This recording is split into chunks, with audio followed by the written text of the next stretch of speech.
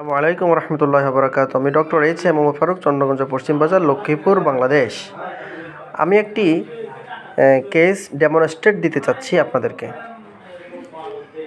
যে আমার সামনে একটা ভদ্রমেয়ে বসা, বয়স তার 18। এই যে একটা মেয়ে বসা, তোমার চেহারা আমি আনতেছি না ভিডিওতে, জাস্ট একটু আনছি। মেয়েটি খুবই ভদ্র এবং পর্দা করে।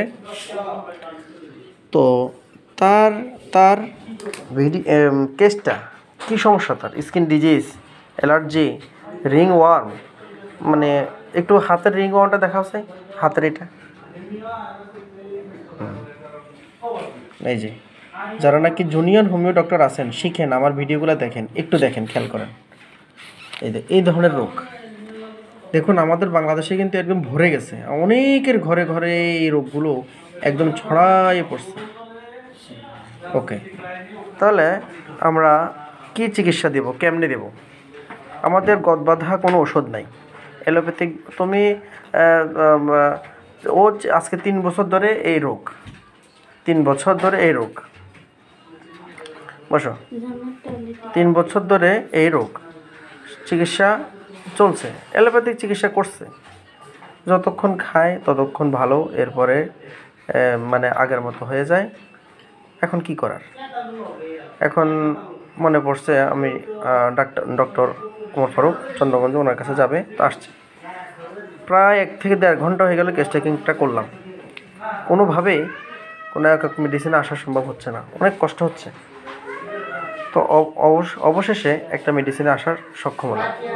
কী সেগুলো দেখুন, চেষ্টা করেছি আমি।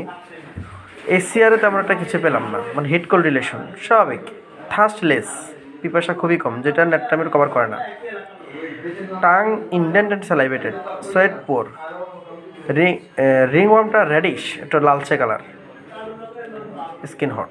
ওর ডিজার পর সাওয়া, স্পাইসি এবং সল্ট। সে সল্ট খেতে খুব ভারী পছন্দ করে এবং মিষ্টিটা তার ভালো লাগে না। কিন্তু মানুষটা আবার হ্যাংলা, চিকন চাকন, পাতলা পাতলা মানুষ, মোটা সোটা না। সাপ্রেশন অফ স্কিন ডিজিজ তার কিছু আছে। অ্যাভারশন টু ব্রেড, রুটি খেতে একদম ভালোবাসে না। সান হিট অ্যাগ্রাভেশন, রোদে গেলে এই স্কিন ডিজিজগুলা খুব বেশি হয়, খুব মানে উতরায়, সে বললো উতরায় অনেক বেশি হয়, খুবই ভয়ানক অবস্থা হয়। তারপর ধরুন মর্টিফিকেশন, তার জীবনটাই পুরোটাই মর্টিফিকেশনে ভরা, সে কান্না করে দিল। তাহলে তার কাছে লিভ এলোন, একা থাকতে খুব খুব খুব পছন্দ করে এবং বেদিং লং টাইম, সে দীর্ঘ সময় নিয়ে গোসল করতে খুব পছন্দ করে। সিম্প্যাথেটিক, সে অনেক দয়ামায়া ভরা তার কল্পটা। তার উইপিং ডিসপোজিশন তো একেবারে, মানে কথায় কথায় অভিমান, চোখে কি মনে কষ্ট আসলেই কান্না কাটিয়ে শুরু করে।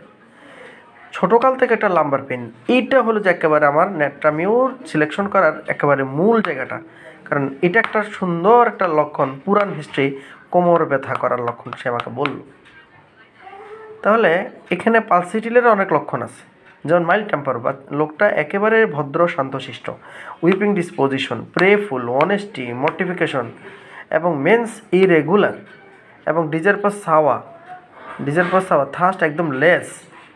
তারপর হচ্ছে সাপ্রেশন অফ স্কিন ডিজিজ, তারপর bathing long time, prayerful, mild temperament. এই যে এগুলা প্রায় লক্ষণ পালসিটিলের সাথে আসে।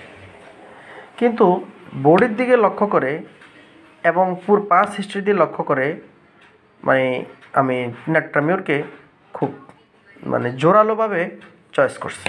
আর নেট্রামিউর স্কিনের উপর একটা ভালো কাজ করে। তাহলে মনোআকাশ তার অনেক মর্টিফিকেশনে ভরা।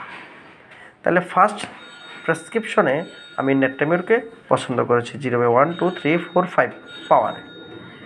এরপর দেখব সামনে কি হয়, তখন আমি পালসিটিলা বা লাইকোপোডিয়াম এই সমস্ত মেডিসিনের কথা চিন্তা করব। তবে আমার প্রথম প্রেসক্রিপশন সোডিয়াম ক্লোরাইড।